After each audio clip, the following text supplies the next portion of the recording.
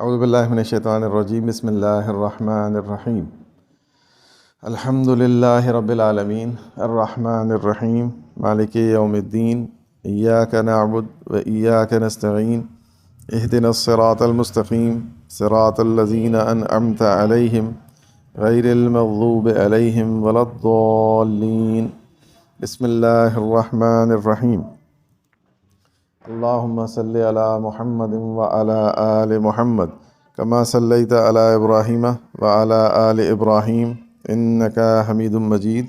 अल्लाहुम्मा बारिक अला मुहम्मदिन व अला आलि मुहम्मद कमा बारकता अला इब्राहीम व अला आलि इब्राहीम इन्नका हमीदुम मजीद। बिस्मिल्लाहिर्रहमानिर्रहीम अल्हम्दुलिल्लाहिल्लज़ी हदाना लिहाज़ा व मा कुन्ना लिनहतदिया लौला अन हदानल्लाह। देखिए, आज का जो मौजू जिसके ताल्लुक़ से मैंने आपसे बात कही कि बहुत इम्पॉर्टेंट है और उसकी तरफ से लापरवाही और बेतवज्जुही मुझे बहुत महसूस होती है बहैसियत टीचर, बहैसियत इंसान। एक है टाइम मैनेजमेंट और एक है ऑर्गेनाइजेशन, यानी नज़्म और ज़ाब्ता। यानी कि टाइम मैनेजमेंट हो, टाइम के साथ हम लापरवाही ना बरतें और ज़िंदगी में एक तरह का ऑर्गेनाइजेशन आना चाहिए, एक तरह का डिसिप्लिन होना चाहिए। ये हम लोगों के ताल्लुक़ में, हम लोगों की लाइफ में बहुत कम होता है। मैं थोड़ा सा इसको डिफ़ाइन करके आपको बताना चाहूँगा, क्योंकि इसकी ड्यू इम्पोर्टेंस ही नहीं समझते हम। मतलब हमें ये शायद इस काबिल ही नहीं लगती बात कि इसके ताल्लुक़ से हम गौर करें। मतलब ठीक है, हाँ, कभी बात हो जाती है डिसिप्लिन होना चाहिए, तो डिसिप्लिन अच्छी चीज़ है, हाँ, बस कोई बुरा नहीं कहेगा डिसिप्लिन को। लेकिन इज़ इट सो इम्पॉर्टेंट कि हम उसके ताल्लुक़ से गौर व फिक्र करें और कोई एक नशिस्त में सिर्फ इसी के ऊपर बात हो? इतनी इम्पोर्टेंस हम कम से कम नहीं देते। लेकिन मुझे लगता है कि ये बहुत बड़ी हमसे भूल हो रही है और कभी कभी हम बहुत बड़ी चीज़ों को अपनी कम फहमी की वजह से बहुत छोटा समझ लेते हैं, लेकिन वो छोटी होती नहीं है। हमारी ऐनक की वजह से, हमारे ज़ाविये की वजह से वो छोटी लगती हैं, वो बात अलग है, लेकिन फ़ी नफ्स ही वो बहुत बड़ी बातें होती हैं। तो हमें इस तरह की चीज़ों को सोचते रहना चाहिए, ध्यान करते रहना चाहिए, अपनी ज़िंदगियों को स्क्रूटनाइज़ करते रहना चाहिए कि कहीं हमसे ऐसी कोई भूल ना हो कि कोई बहुत इंपॉर्टेंट चीज़ हो और उसे हम कम आँक रहे हों या कम वैल्यू दे रहे हों, तो उससे हमारा ही नुकसान होगा बहरहाल। तो दो तरह की देखिए ज़िंदगी होती हैं बुनियादी तौर पर। एक होती है ऑर्गेनाइज्ड और एक होती है डिसऑर्गेनाइज्ड। मैं इंग्लिश के अल्फाज इसलिए ज़्यादा यूज़ करता हूँ क्योंकि आप सब लोग अल्हम्दुलिल्लाह पढ़ने लिखने वाले बच्चे हो और आम तौर से आप लोगों में से मेजॉरिटी की उर्दू बहुत कमज़ोर है। तो इस ताल्लुक़ से मैं ये कोशिश करता हूँ कि वही टर्मिनोलॉजी यूज़ करूँ जो आप आसानी से समझते हो। तो ऑर्गेनाइज्ड लाइफ और डिसऑर्गेनाइज्ड लाइफ में क्या फ़र्क? मेरा एक मोटिव ये होता है इस क्लास का कि मुश्किल चीज़ों को अब हद्दुल इम्कान जितना मैं कर सकता हूँ आसान बनाने की कोशिश करूँ, मिसालों के ज़रिए फॉर्मुलेट करके। मतलब बहुत एक फ़लसफ़ियाना बहस हो और 1 घंटे की कोई तकरीर हो जिसमें मैं बहुत सारी आपको मिसालें दूँ और उसमें मैं आपसे 20 बातें बोलूँ, कभी कहीं उनमें से आपको कुछ याद ना रहे 12 घंटे के बाद में। उसके निस्बतन मैं ये महसूस करता हूँ कि ये ज़्यादा बेटर है कि मैं आपको आसान करके बताऊँ, फॉर्मुलेट करके बताऊँ। क्योंकि हमारा जो मकसद है असल वो ये है कि मेरी और आपकी लाइफ में तग़य्युर आना चाहिए, चेंज आना चाहिए। हम सब कुछ सुनते रहे हैं, बोलते रहे हैं और एक दूसरे से सब शीन काफ और सारी जमा खर्च होती रहे ज़बानी, लेकिन मेरी लाइफ में ना कोई चेंज आए, ना आपकी लाइफ में कोई चेंज आए, तो इसको हम कहते हैं थोड़ी सी भौनी ज़ुबान में ज़हनी अय्याशी। तो ज़हनी अय्याशी नहीं करनी है, यहाँ सिर्फ वो बात कहनी है कि जो मेरे लिए फ़ायदेमंद हो और आपके लिए फ़ायदेमंद हो। तो बहरहाल इस चीज़ को मैंने आप लोगों के लिए थोड़ा सलीस बनाने के लिए, आसान बनाने के लिए इसको इस तरह से मुनज़्ज़म किया है अपने जहन में। मैं जब तन्हाई में बैठता हूँ किसी भी टॉपिक को लेकर और मुझे लगता है बहुत ही इंपॉर्टेंट है और मुझे बच्चों को बताना चाहिए, तो मैं घंटों घंटों ये सोचता रहता हूँ कि मैं इसको आसान बनाऊँगा कैसे, आसान बनाने की तरकीब सोचता रहता हूँ। क्योंकि मेरी ज़िम्मेदारी है, मेरी अखलाकी ज़िम्मेदारी है बहैसियत आपका बड़ा होने के। तो 2 तरह की लाइफ आसान तरीन ज़ुबान में, एक ऑर्गेनाइज्ड और एक डिसऑर्गेनाइज्ड। अब कोई बच्चा मुझसे कहता है कि सर ऑर्गेनाइज्ड में और डिसऑर्गेनाइज्ड में क्या फ़र्क है, तो मैं इसकी डेफिनेशन बहुत लंबी चौड़ी फ़लसफ़ियाना बता सकता हूँ, लेकिन वो मैं मुनासिब नहीं समझता। मैं ये कहता हूँ कि आसान तरीन इसका जो तरीक़ा है समझने का ऑर्गेनाइज और डिसऑर्गेनाइज को, वो ये है कि आज मुझसे इस वक्त कोई पूछे कि आप फैज़ान भाई कल दोपहर 1 बजे क्या कर रहे होगे, अगर मैं उसकी ये बात सुनते ही प्रिसाइजली बताने के काबिल हूँ कि मैं कल 1 बजे ये कर रहा हूँ, तो मेरी लाइफ ऑर्गेनाइज्ड है। उसने पूछा कल आप 1 बजे क्या कर रहे होगे, मैंने कहा कल मैं 1 बजे खाना खा रहा हूँ फॉर एग्ज़ाम्पल। तो ये इस बात की दलील है कि मेरी लाइफ ऑर्गेनाइज्ड है, मुनज़्ज़म है। और मैं अगर इसके जवाब में ये कहता हूँ कि मुझे क्या पता मैं क्या कर रहा हूँ कल, तो कल ही पता चलेगा मैं 1 बजे क्या कर रहा हूँ। इसका सीधा मतलब ये है कि मेरी लाइफ ऑर्गेनाइज्ड नहीं है और डिसऑर्गेनाइज्ड है। बदनसीबी ये कि हमारे फ़ी ज़माना जो मैं देख रहा हूँ, वो चाहे बच्चे हों, चाहे वो बड़े हों, चाहे वो अधेड़ उम्र हों, चाहे वो बूढ़े हों, रफली आई कैन से 90% लोगों की लाइफ में ऑर्गेनाइजेशन नहीं है। ऑर्गेनाइजेशन जैसी कोई चीज़ नहीं है। यानी हम में से किसी को ये नहीं मालूम कि हम कल सुबह क्या करेंगे, दोपहर में क्या करेंगे, शाम को क्या करेंगे। बस हम जागते हैं, जो हमारे लिए अवेलेबल होते हैं ऑप्शन, उसमें से पिक करते हैं हम रैंडम। हमारे दिमाग में कोई सेट नहीं होता, कोई अकाउंट नहीं होता कि हमें ऐसे ऐसे ऐसे ऐसे आज ये काम करने हैं, ठीक है। तो इसका मतलब ये एक डिसऑर्गेनाइज्ड लाइफ है भाई, इसे ऑर्गेनाइज्ड लाइफ नहीं कह सकते। क्यों ज़रूरी है ये चीज़? इसलिए ज़रूरी है कि ऑर्गेनाइज्ड लाइफ हमें भले ही बहुत ज़्यादा ये इम्पॉर्टेंट बात न लगे, ये उन बातों में से एक बात है जिनको हम बहुत छोटा समझते हैं, लेकिन ये इंतहाई बड़ी है। मैं बड़ी नहीं कह रहा, आप इस बात को समझिए, इंतहाई बड़ी है। यानी ये मेरी लाइफ की एक प्रायोरिटी होनी चाहिए कि मुझे अपनी लाइफ में ऑर्गेनाइजेशन लाना है। ऐसे नहीं कि हाँ लाएं तो अच्छा है, ना लाएं तो कोई बात नहीं है। नो, ये ऐसा मैटर है ही नहीं। वी हैव टू, अगर लाइफ में हमें कामयाब होना है, और लाइफ से मुराद चाहे आप खाली यही ले लो, छोटी सी लाइफ दुनियावी, या आप एज अ होल पूरी life in the true sense, दोनों तरीके से बोल रहा हूँ मैं एक तनाजुर में नहीं बोल रहा। कोई इंसान कहता है मरने के बाद मैं नहीं मानता कुछ होगा और ऐसा है और वैसा, अंदर में ऐसा है, यही बस दुनिया है जो है भाई। तब भी ऑर्गेनाइजेशन से कामयाब होगे तुम इस दुनिया में भी।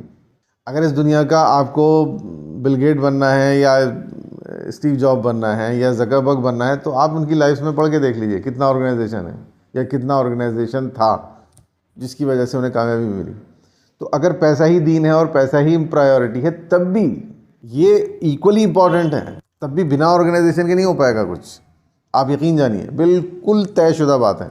मैं ये बात बहुत वसूख के साथ इसलिए कह रहा हूँ कि मैं महीनों किसी बात पे गौर करता हूँ, स्टडी करता हूँ, ऑब्ज़र्व करता हूँ। जब 100% किसी चीज़ के ताल्लुक़ से मुझे यकीन हो जाता है, और उसके ताल्लुक़ से मेरे पास एक नहीं, दो नहीं, 50 मेरे पास प्रूफ होते हैं मेरे जहन में, वो भले ही मैं उसका जिक्र ना करूं क्योंकि टाइम इस बात की इजाज़त नहीं देता मैं हर चीज़ आपके सामने तफसील से बयान करूं, लेकिन यकीनन होता है वो ऐसा।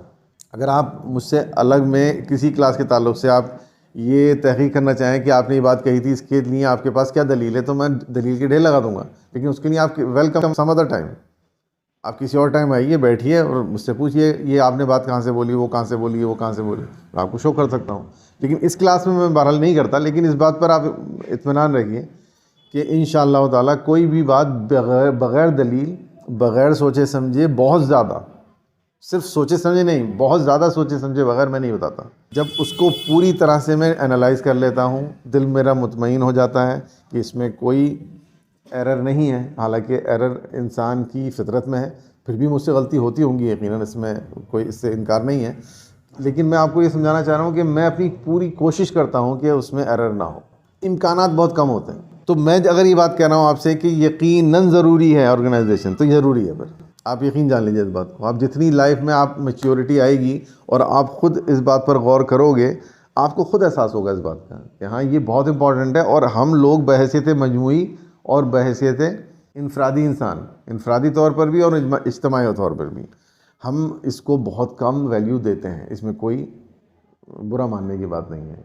इट्स हार्ड कोर फैक्ट, दो इट इज़ बिटर, लेकिन फैक्ट तो है, कड़वा है लेकिन सच है। तो बहरहाल हमारे पास अल्हम्दुलिल्लाह अभी मौका है, अभी हम ज़िंदा हैं, अभी मरे नहीं हैं। यू टर्न जहाँ पर नहीं होगा उस सेगमेंट पे नहीं गए हैं हम लाइफ की।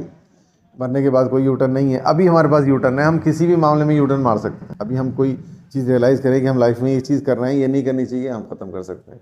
हम रियलाइज़ करें कि हम लाइफ में ये करना चाहिए, नहीं कर रहे हैं, हम उसको शुरू कर सकते हैं। तो हमारे पास सारे इम्कानात मौजूद हैं अल्हम्दुलिल्लाह। इसलिए ये गुफ्तगू कारआमद है, इसलिए बात हो रही है हम क्या, ताकि मैं और आप इस चीज़ को रियलाइज़ करके अपनी अपनी लाइफ में प्रैक्टिस कर सकें। कहने का मकसद ये है कि ऑर्गेनाइजेशन को ड्यू इम्पोर्टेंस देना है। Whether you are a student, whether you are a businessman, whether you are a house wife और house lady, whoever you are, organisation in life is very important. Organisation लाना ही है deliberately. जैसे मैं practice करता हूँ अपने subjects को एकेडमिक, कि मुझे फिज़िक्स अच्छी आनी चाहिए, नहीं आ रही है तो मुझे मेहनत करनी है, in the same way I need to organise my life if it is not. और अगर है अल्लाह के फजल करम से तो इसको ड्यू इम्पोर्टेंस इसकी समझते हुए इसको पकड़ के रखना है। ये शैतान आपसे छीन न ले, क्योंकि जैसे मैंने आपको बताया कि शैतान का पहला तो हरबा ये होता है कि वो हमें किसी अमल खैर को करने नहीं देता। जब हम किसी अच्छे काम की तरफ चलते हैं तो वो तरह तरह के वसवसे हमारे जहन में डालता है और हमें रोकने की कोशिश करता है। और जब वो देखता है कि ये नहीं, बाज नहीं आया और इसने मुझे इस मामले में मात दे दी और इसने ये काम कर लिया, अब वो उसका बी प्लान ये होता है कि वो उस चीज़ से आपको बाज रखे इन फ्यूचर। यानी वो एक अच्छी आदत है, अच्छा काम है जो आपने लाइफ में शुरू कर दिया है। Now he will try his best how to stop you any way by any means, by any hook and crook, you must be stop. ये उसका बी प्लान होता है।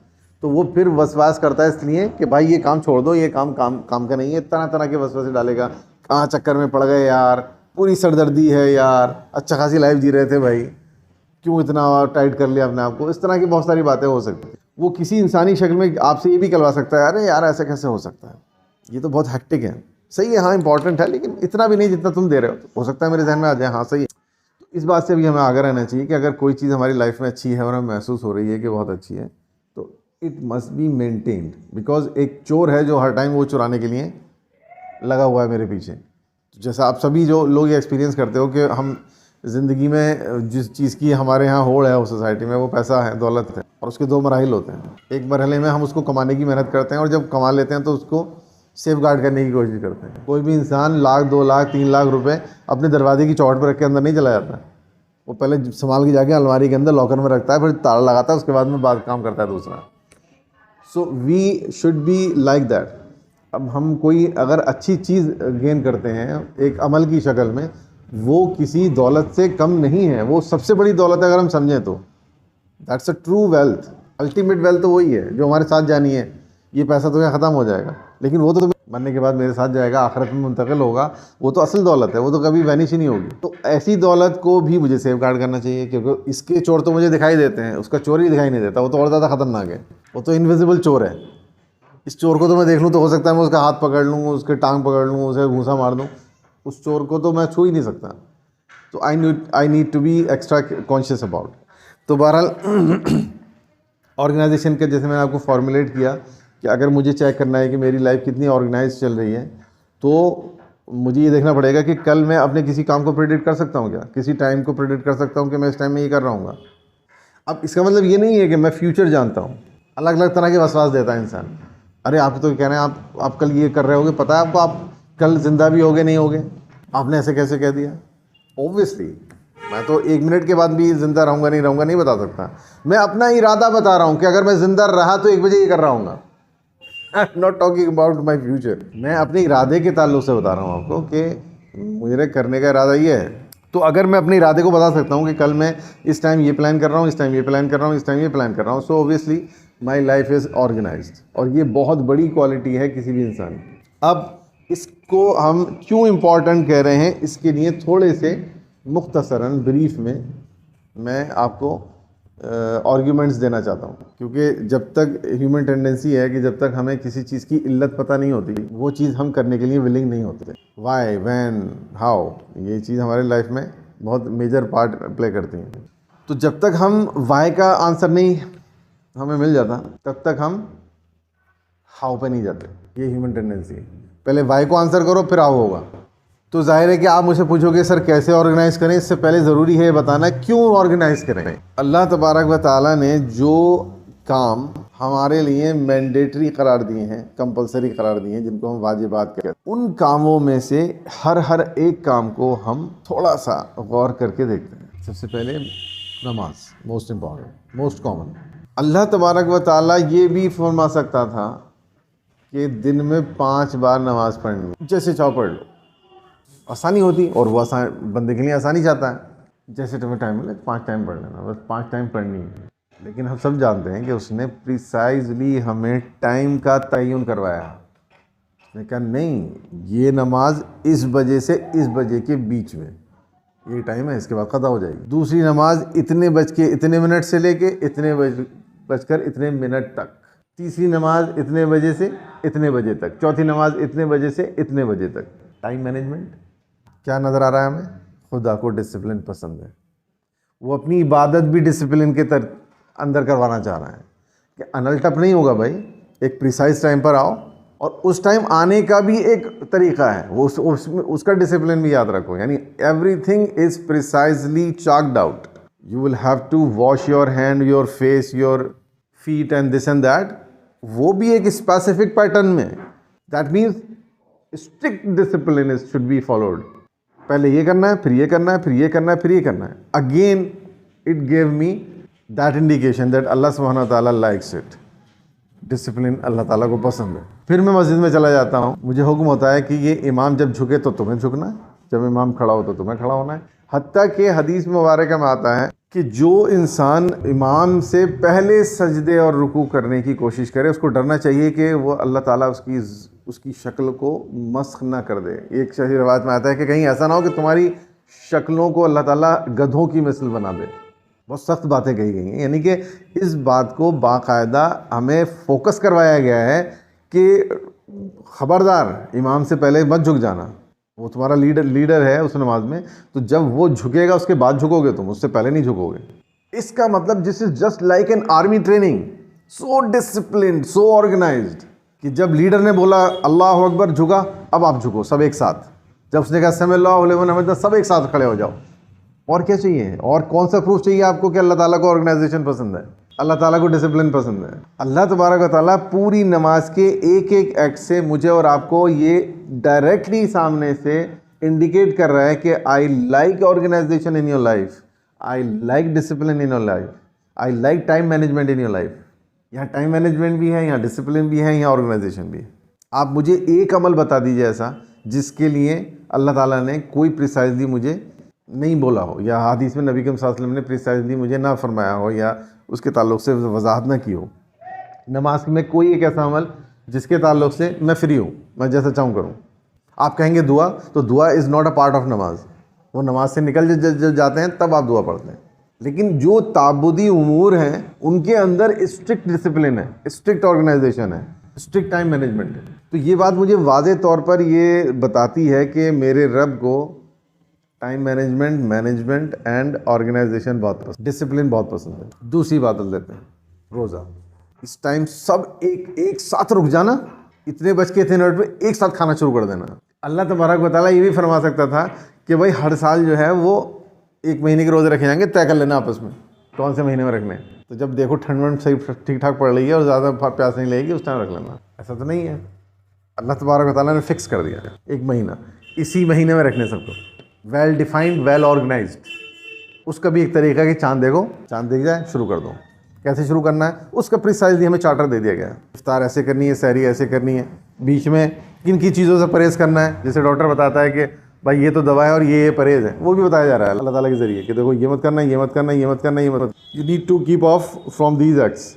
इसमें एक नुक्ता और बहुत इंपॉर्टेंट है हमारे समझने के लिए कि हम बहुत सारी चीज़ों को, जैसे मैंने कहा कि बहुत वसी कोई चीज़ होती है, हम अपनी कम फहमी की वजह से उसको बहुत छोटा देखते हैं, और वो होती है बहुत ह्यूज, बहुत वसी। उनमें से almost in each and everything we use to do this fact, almost हर काम में हम ऐसा हरकत कर रहे होते हैं कि जो अल्लाह तबारक व तआला ने हमें दी है चीज़ एक बहुत वसी और अरीज़, और उसको हम अपनी कम फहमी की वजह से बहुत छोटा कर देते हैं। मैं ख़ास तौर से यहाँ रोज़े का जिक्र करना चाहूँगा, क्योंकि नमाज के ताल्लुक़ से तो हमारा काफ़ी डिस्कशन हो चुका है अल्हम्दुलिल्लाह, कि वो क्यों पढ़ाई जाती है और उसके क्या बेनिफिट्स हैं और उसका किसके लिए होती है, कैसे होती है, उसको मज़ीद हम डिटेल में नहीं जाएंगे।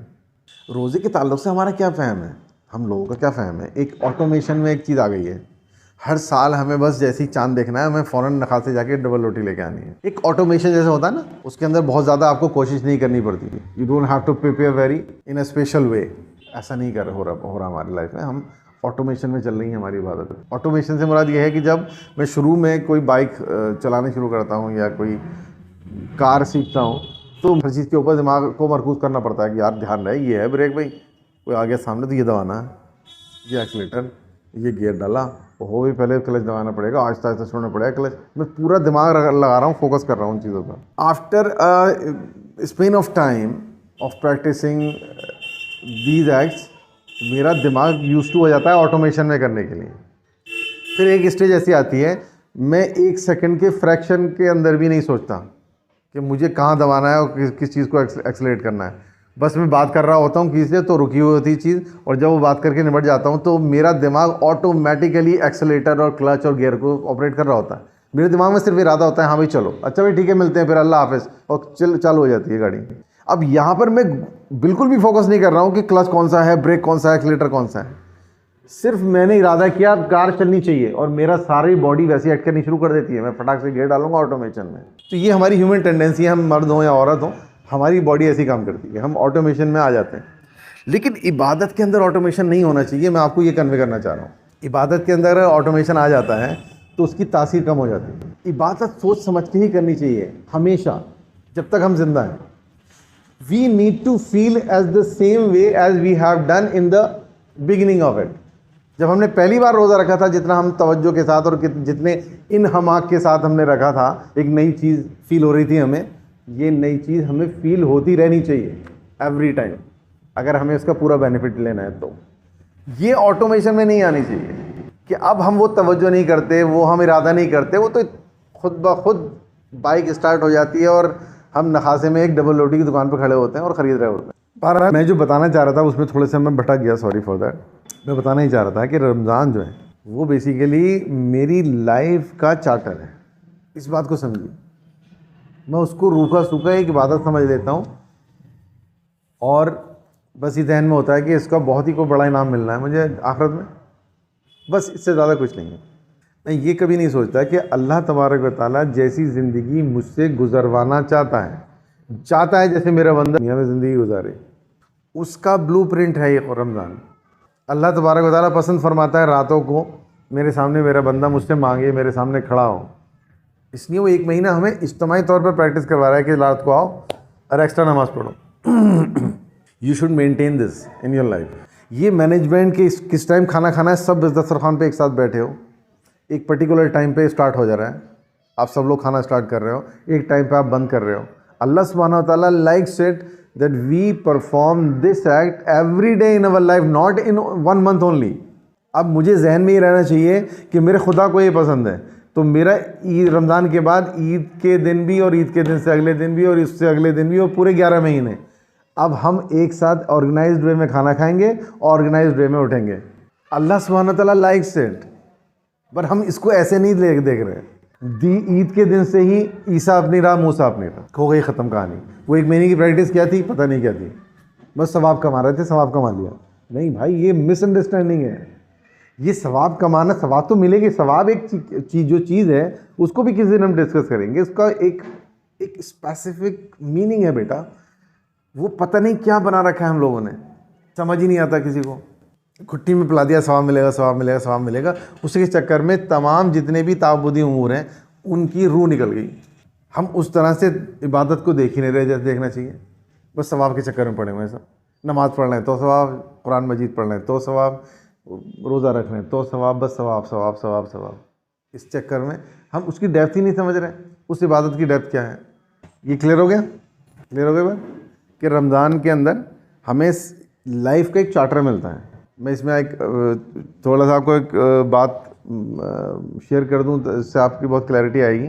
मेरे मामू हैं, वो उन्होंने रमज़ान के अंदर ये उनके जहन में आया कि ये बेहतरीन लाइफस्टाइल है भाई, ये खाली 1 महीने के लिए नहीं है। क्योंकि ये मैं गौर करता हूँ, उन्होंने सोचा कि हर चीज़ हमारी बहुत ज़्यादा स्पेसिफिक हो जाती है, ऑर्गेनाइज्ड हो जाती है ऑटोमेटिकली, जो हमारे हाथ में भी नहीं है वो भी ऑर्गेनाइज्ड हो जाती है इन द वे कि आप लोगों ने सामने फील किया होगा कि हमें टॉयलेट जाने की ज़रूरत भी एक स्पेसिफिक टाइम पे पड़ने लगती है रमज़ान में। एक ख़ास टाइम पे हम टॉयलेट जाना शुरू कर देते हैं। यानी मेरी बॉडी भी, जो मेरे हाथ में नहीं है, ये मेरे अपने इरादे में नहीं है, लेकिन वो भी ऐसे बिहेव करने लगती है कि वो एक सेट टाइम पे एक काम को करना शुरू कर देती है। क्योंकि सेट टाइम पे खाना है, सेट टाइम में हर चीज़ खुद ब खुद ऑर्गेनाइज होने लगती है। तो मेरे मामू ने कहा कि यार ये तो बहुत अच्छा वे ऑफ लाइफ है, हम इस बात को सिर्फ इबादत की निगाह से क्यों देख रहे हैं, why can't we live in that way. उन्होंने कहा कि हम अगर सुबह सिर्फ दो बार खाना खाएं, जैसे रमज़ान में करते हैं कि हम सुबह ही उठ के फजर की नमाज़ पढ़ के खाना खाएं और थोड़ा ज़्यादा खा लें जैसे हम सहरी करते हैं, और हम फिर दोपहर का खाना ही ना खाएं, फिर वही मगरिब के बाद खाएं जैसे अफ्तार कर रहे थे, तो शायद इसके बहुत बेनिफिट्स होंगे हमें। उनके जहन में बात आई अल्हम्दुलिल्लाह, क्योंकि उन्होंने कहा कि रमज़ान से तो बहुत ईजी है कि रमज़ान में तो हमें पानी का एक बूंद भी नहीं पीनी है। अब हम पानी तो पी रहे हैं बीच में, पानी पीने के लिए हम आज़ाद हैं, हम चाय पीने के लिए आज़ाद हैं, हम केला खाना, कोई भी किसी तरह का भी फल खाने के लिए हम आज़ाद हैं। सिर्फ इतना ही तो करना है हमें कि हमें खाना नहीं खाना है, तो लेट्स ट्राई इट। उन्होंने किया उसको एक्सपीरियंस, और उन्हें इतना मज़ा आया, इतना पसंद आया, उनकी बॉडी में इतना अच्छा फील हुआ, क्योंकि जब आप किसी चीज़ को उस एप्रोप्रिएट वे में करने लगते हो जिसके लिए वो दी गई है आपको, तो उसके बेनिफिट्स आपको फील होते हैं, तो अच्छा लगता है। अब जाहिर है कि अल्लाह ताला ने अगर इसको वे ऑफ लाइफ के तरह से मुझे दिया था और किसी एक इंसान ने इसको वे ऑफ लाइफ समझकर इसके ऊपर चलना शुरू किया, फ़ौरन उसके बेनिफिट्स उसको मिलेंगे, उसका मज़ा उसको एकदम महसूस हो जाएगा। इसको कहते हैं इबादत की हलावत, इबादत की मिठास। इबादत की मिठास तभी महसूस होती है जब वो exact in the same way and the appropriate way perform की जाए, जिस कॉन्सेप्ट से वो करनी चाहिए बिल्कुल उसी कॉन्सेप्ट से की जाए। तो भले ही वो इत्तेफाक से उनके जहन में आया या बहुत गौर व फिक्र के बाद आया, लेकिन आ गया, तो उन्होंने ऐसा इसको मतलब पकड़ा है कि कई साल हो गए वो अब दोपहर का खाना नहीं खाते। और मुझसे जब बात होती है तो बताते हैं कि भाई यार, मतलब मैं तो हर इंसान को ये रिकमेंड करूँगा कि रमज़ान के तरीके से पूरी लाइफ पे आ जाओ, आहिस्ता आहिस्ता, मज़े ही मज़े हैं। ना डॉक्टर के पास जाने की ज़रूरत है, ना कभी ये कहोगे पेट ख़राब हो गया कि नज़ला हो गया और ये हो गया और वो हो गया। मैं डी ट्रैक नहीं होना चाहता अपनी डिस्कशन से। मैंने कहा पहले नमाज का आपको मैंने जिक्र किया, नमाज में एक amazing kind of organisation and time management we can see, right. रोज़े के अंदर time management, organisation, discipline, each and everything is there. उसके बाद हम आते हैं अगली चीज़ पर, ज़कात पर। ज़कात के ताल्लुक़ से तकरीबन ये मुत्तफ़क़ अलैह है, अग्रीड अपॉन ये पॉइंट है almost by all the scholars in the world कि ज़कात इंडिविजुअली अदा नहीं होती। ये यहाँ से एक मिथ भी हमारी ख़त्म हो जाएगी, एक मिसकॉन्सेप्ट। हम ये समझते हैं हमारे ऊपर ज़कात निकल रही है, बन रही है, हम गए पड़ोस में किसी गरीब को जाके दे दिया, हम लोग ज़कात दे दिया और हम मुतमईन हो गए ज़कात हो गई भाई। ज़कात ऐसी चीज़ नहीं है जो इंडिविजुअली हम अदा कर सकें। इसका एक निज़ाम दिया गया है, इसका एक निज़ाम है, एक फ़ंड हो, म्यूचुअल फ़ंड हो। वैसे तो वो स्टेट का काम है, इन द ट्रू सेंस वो स्टेट का काम है। जब स्टेट नहीं है तो क्या करे इंसान। तो हम तो ये सोचेंगे कि हम इस सिचुएशन में हमारे लिए क्या है। तो बहरहाल इतना ज़रूर है, जो तमाम स्कॉलर्स कहते हैं कि आपकी स्टेट भी ना सही है, लेकिन फिर भी अगर आप उसको सही तरीके पर अदा करना चाह रहे हो तो उसका तरीका ये है कि आपके रिश्तेदारों का, आपके मोहल्ले का, आपके दोस्त अहबाब का एक फ़ंड ऐसा हो जिसके अंदर तमाम लोग अपनी अपनी ज़कात जमा करें।